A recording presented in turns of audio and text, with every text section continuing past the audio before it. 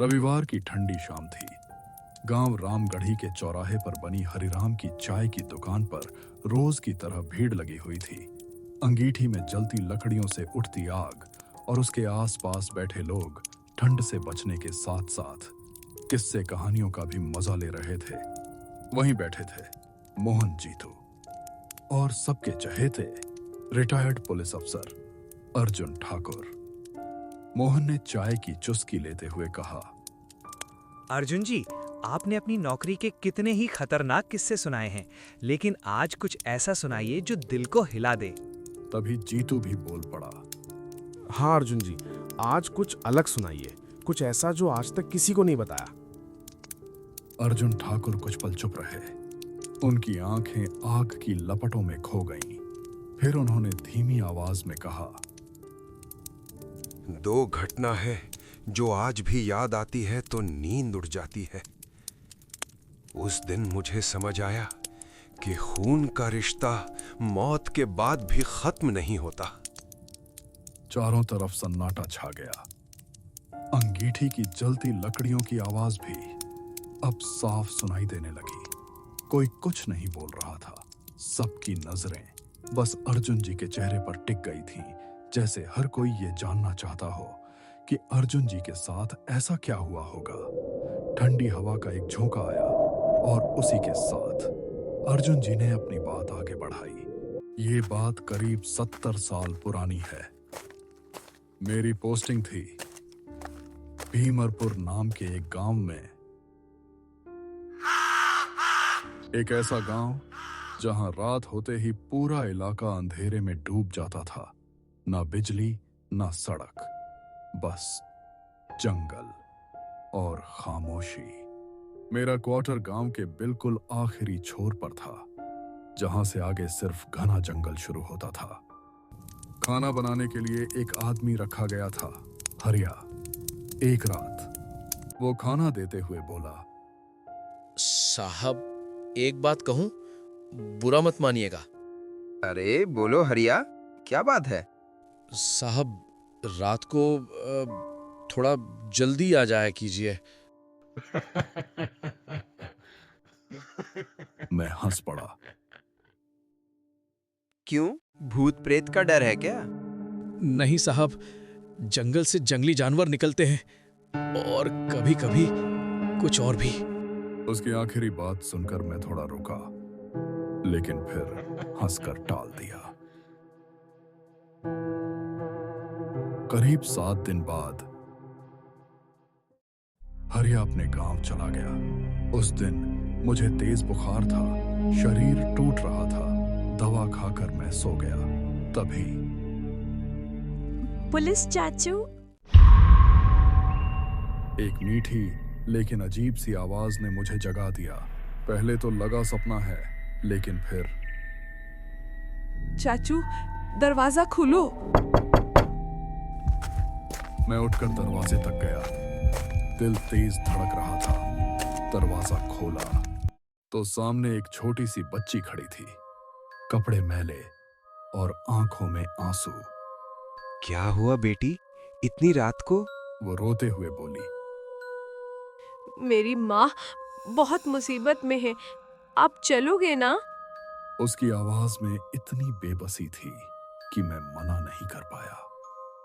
हाँ बेटा, मैं हूं ना, चलो मुझे रास्ता दिखाओ। हम दोनों अंधेरे रास्ते पर चल रहे थे, चारों तरफ सन्नाटा।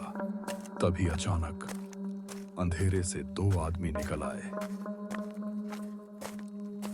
अबे ठहर, इतनी जल्दी किस बात की है? कहाँ जा रहा है? मैं समझ गया, ये वही लोग थे जो गांव में गैर कानूनी काम करते थे। मैंने बंदूक निकालनी चाहिए, लेकिन मैं उसे लाना भूल गया था। तभी वो बच्ची जोर से बोली, इनको मत छुओ, तुम्हें नहीं पता ये कौन है। इतना सुनते ही दोनों आदमी कुछ पल के लिए चुप हो गए। उन्होंने एक दूसरे की तरफ देखा, जैसे उन्हें कुछ समझ नहीं आया हो। फिर उनमें से एक हंस पड़ा। ये क्या बोल रही है?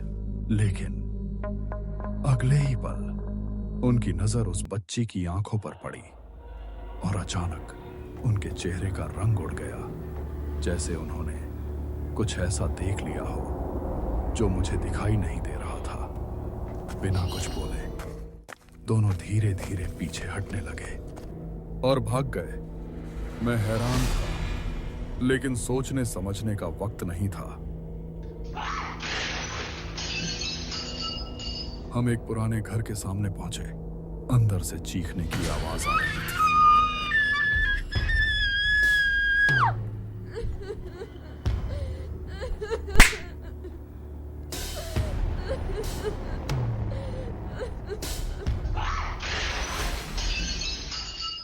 मैं अंदर घुसा तो देखा एक आदमी अपनी पत्नी को बेरहमी से मार रहा था। मैं चिल्लाया, रुक जा, वरना सीधे थाने ले जाऊंगा। थाने का नाम सुनते ही उसका सारा घमंड उतर गया। वो डर के मारे कांपने लगा। मैंने उसे जोर से पकड़ लिया और गुस्से में उसकी आंखों में देखते हुए कहा, शर्म नहीं आती? जिस औरत के साथ 7 फेरे लिए थे, आज उसी पर हाथ उठा रहा है। बीवी पर हाथ उठाने वाला मर्द नहीं होता, कायर होता है, समझा? और सुन, वो चाहे तो क्या तुझ पर हाथ नहीं उठा सकती? उठा सकती है, लेकिन वो नहीं उठाती, क्योंकि वो तुझसे डरती नहीं, वो इस रिश्ते की इज्जत करती है। और सुन ले, आज के बाद अगर इस पर हाथ उठाया ना, तो थाने की सलाखें तेरा इंतजार कर रही हैं। पूछताछ में जो सच सामने आया वो और भी खौफनाक था। वो अपनी पत्नी को इसलिए मार रहा था क्योंकि वो बेटी को जन्म देने वाली थी और उसकी पहली बेटी कुछ साल पहले मर चुकी थी। औरत रोते हुए बोली, साहब, मेरी बेटी अब इस दुनिया में नहीं है, लेकिन जब भी मैं मुसीबत में होती हूँ, मुझे ऐसा महसूस होता है कि मेरी बेटी की आत्मा मुझे बचाने आती है।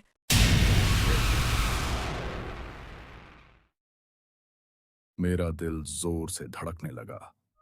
मैंने धीरे से पूछा, उसका नाम क्या था? वो बोली, रानी। मेरे पैरों तले जमीन खिसक गई, क्योंकि जो मुझे यहां तक बुलाकर लाई थी वो वही बच्ची थी। मैं तुरंत बाहर भागा, लेकिन वहां कोई नहीं था, ना कोई बच्ची, ना उसके पैरों के निशान। बस चारों तरफ सन्नाटा था। अर्जुन ठाकुर चुप हो गए। चाय की दुकान पर बैठे सब लोग सन्न रह गए। मोहन ने धीरे से पूछा, फिर वो तुम्हें फिर कभी नजर आई? अर्जुन ने धीमी आवाज में कहा, वो अपनी मां को बचाने आई थी। उसके बाद वो मुझे कभी नहीं दिखी। जब उसका काम पूरा हो गया, वो हमेशा के लिए चली गई। ठंडी हवा चली और दूर जंगल की तरफ से एक मासूम आवाज गूंजी,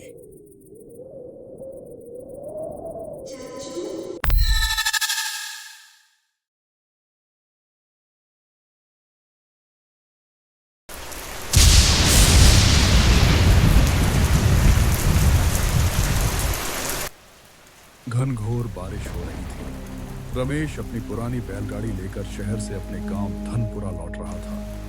उसकी आंखों में थकान थी और दिल में बेचैनी। वह अपनी बीमार पत्नी गौरी के लिए दवाइयां लेकर लौट रहा था। बारिश रुकने का नाम ही नहीं ले रही थी।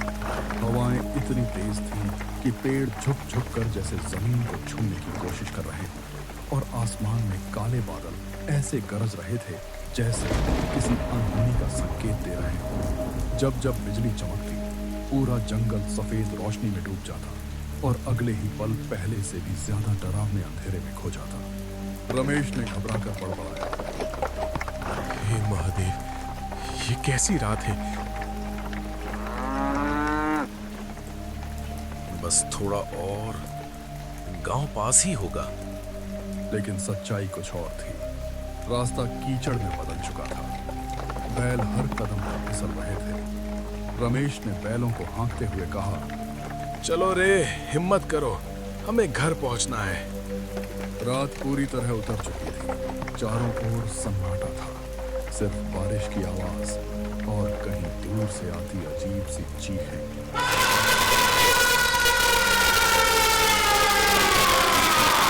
रमेश ने डरते हुए सोचा, ये कैसी आवाजें हैं? उसे याद आया,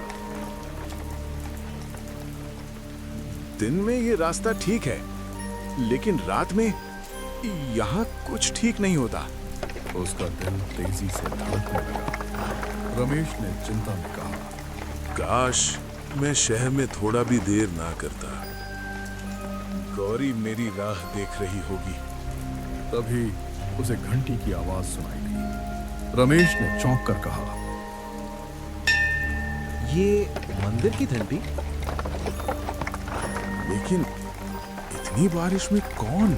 वह बैलों को उसी दिशा में मोड़ देता है। कुछ देर बाद रात काफी गहरी हो चुकी थी। आसमान में काले बादल छाए हुए थे और हल्की हल्की ठंडी हवा जंगल के पेड़ों को हिला रही थी। रमेश कई घंटों से रास्ता भटक चुका था। पसीना, थकान और दिल में बढ़ता डर। वो खुद से बड़बड़ाया, कहीं तो कोई जगह मिले, वरना आज की रात यहीं गुजरनी पड़ेगी। तभी दूर अंधेरे में उसे एक हल्की सी रोशनी दिखाई दी। रमेश की आंखों में उम्मीद चमकी। वो तेज कदमों से उस तरफ बढ़ा। जैसे जैसे वो पास पहुंचा, उसे एहसास हुआ वो एक पुराना टूटा हुआ मंदिर था। दरवाजे आधे टूटे हुए, दीवारों पर काई जमी हुई और अंदर जलता एक छोटा सा दीपक। रमेश ने मन ही मन कहा, लगता है यहीं आज की रात गुजारनी पड़ेगी। वह धीरे धीरे अंदर गया और आवाज लगाई, कोई है? अचानक पीछे से एक भारी आवाज गूंजी। रुको। रमेश का दिल जोर से धड़कने लगा। वो धीरे धीरे पीछे मुड़ा। एक बूढ़ा साधु, सफेद दाढ़ी, गहरी आंखें, अंधेरे में खड़ा था। कौन हो तुम? मेरा नाम रमेश है महाराज, रास्ता भटक गया हूं। साधु कुछ पल उसे घूरता रहा, फिर बोला, ये जगह रात में सुरक्षित नहीं होती और आज की रात सामान्य नहीं है। रमेश के चेहरे पर डर साफ दिखने लगा। महाराज, मुझे यहाँ रुकने दीजिए। रुक सकते हो, लेकिन एक बात याद रखना, आधी रात के बाद अगर कोई भी आवाज तुम्हें बुलाए तो बाहर मत जाना, चाहे वो कोई भी हो, चाहे वो तुम्हारा अपना ही क्यों ना लगे। रमेश के गले में शब्द अटक गए। मतलब? साधु ने बस इतना कहा, यहाँ जो आवाजें आती हैं, वो इंसान की नहीं होती। रात गहराती गई, हवा और ठंडी हो गई। दीपक की लौ कांपने लगी। रमेश लेटा था, लेकिन नींद कोसों दूर थी। तभी सुनिए। रमेश की आंखें खुल गईं। कुछ सेकंड सन्नाटा, फिर वही आवाज, बाहर आइए। रमेश का दिल तेज धड़कने लगा। फिर वो आवाज जिसे सुनकर उसका खून जम गया। मैं हूँ आपकी गौरी। रमेश का शरीर कांप उठा। गौरी, आप मुझे छोड़कर क्यों चले गए? मैं बहुत देर से आपका इंतजार कर रही हूँ।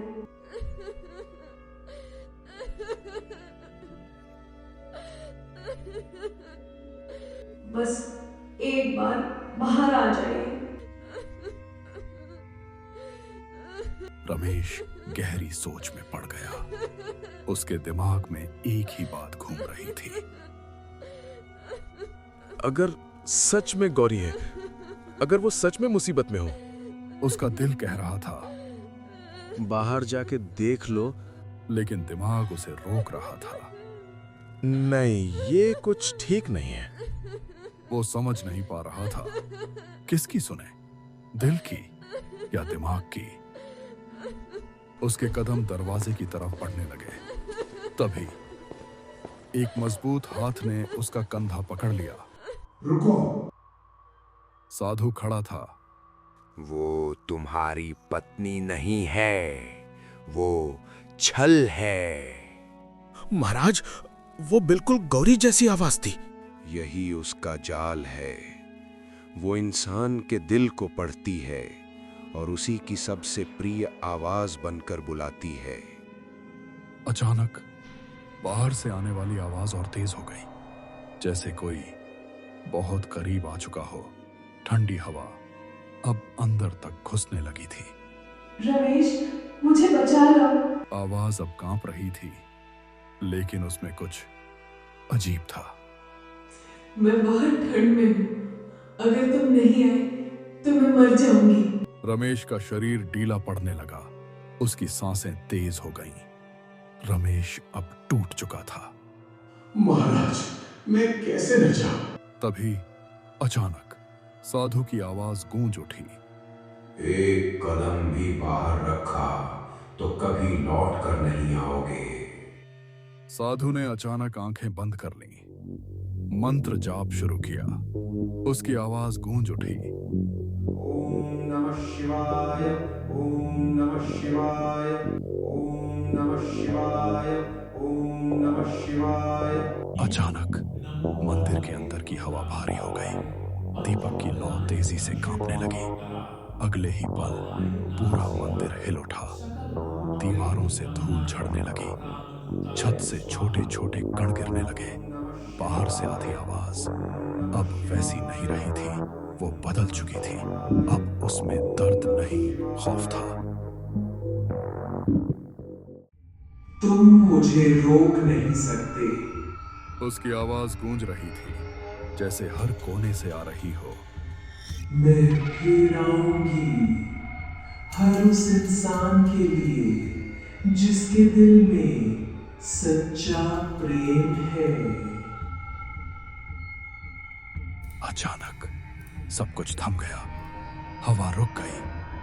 आवाजें गायब हो गईं और पूरा मंदिर एक बार फिर सन्नाटे में डूब गया। सुबह की पहली किरण के साथ जंगल फिर शांत था। रमेश ने कांपते हुए पूछा, महाराज, वो क्या थी? साधु ने गहरी सांस ली। वो एक आत्मा है। कभी एक स्त्री थी जिसने अपने पति को खो दिया और उसका दर्द उसे इस जंगल से बांध गया। अब वो हर उस इंसान को बुलाती है जो किसी से सच्चा प्रेम करता है। रमेश की रूह कांप गई। उसके होंठ सूख चुके थे। आंखों में डर साफ नजर आ रहा था। अगर मैं बाहर चला जाता? साधु ने उसकी आंखों में गहराई से देखा। कुछ पल कुछ नहीं बोला, जैसे वो उसे सच के लिए तैयार कर रहा हो।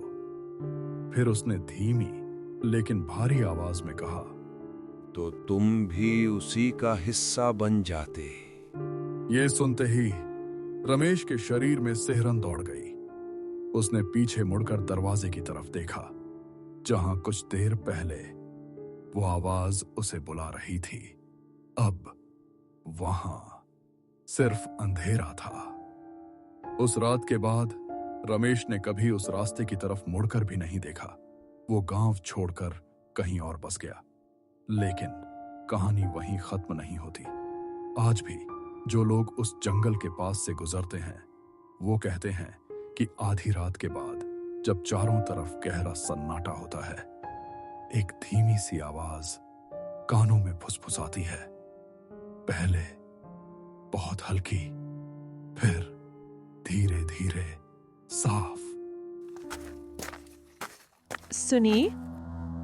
बस एक बार इधर आइए ना।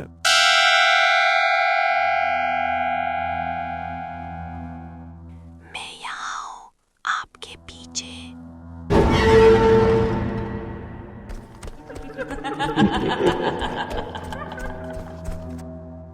कुछ लोग कहते हैं उन्होंने उस आवाज में अपने किसी अपने की झलक सुनी है। किसी ने अपनी मां की आवाज, किसी ने अपने दोस्त की और किसी ने अपनी पत्नी की। कहते हैं जो लोग उस आवाज के पीछे गए वो कभी वापस नहीं लौटे और शायद आज भी वो उसी जंगल में कहीं किसी और को बुला रहे हैं। और अगर ये आवाज आपको भी सुनाई दे तो पलटकर मत देखना, क्योंकि जो पलटकर देखते हैं वो कभी वापस नहीं आते। हो सकता है अगली बार वो आपको ही बुलाए, शायद वो अभी भी यहीं कहीं है।